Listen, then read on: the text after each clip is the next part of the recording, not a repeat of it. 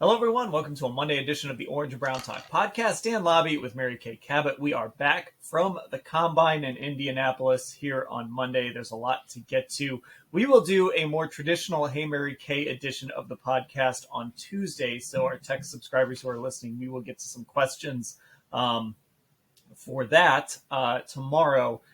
So, Mary Kay, I came up with 4 questions of my own today because I get to do a Hey MK whenever I want.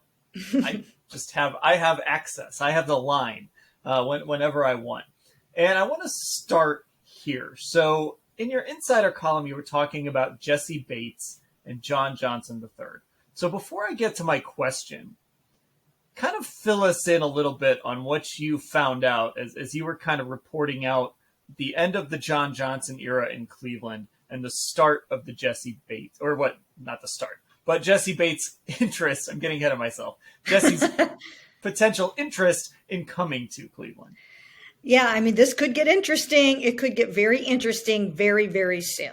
So what I found out was they did not even try to restructure John Johnson III. They were ready to move on from him. So I found that was one of the things that I found out while we were at the Combine. And there wasn't a trade market for him because of the $13.5 million cap charge. So that wasn't there.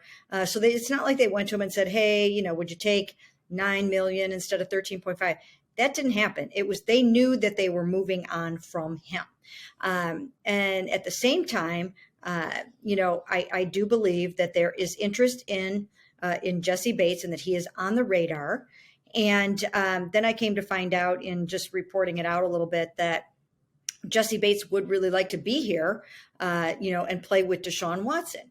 Now, he has also said that he would like to stay in Cincinnati, but he knows that he can make more money on the open market. So he's going to have to test the market unless they decide to. I mean, he played on the franchise tag last year.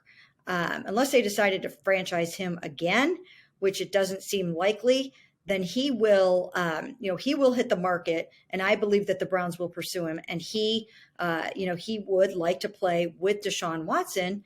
They also share an agent, and sometimes when you have people in the same agent family, they get to know each other over the years, and they just develop a little bit of a bond that way.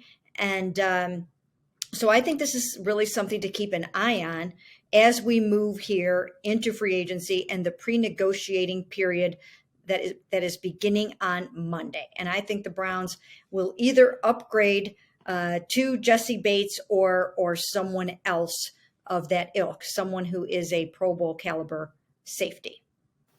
Okay, so all of these questions I'm going to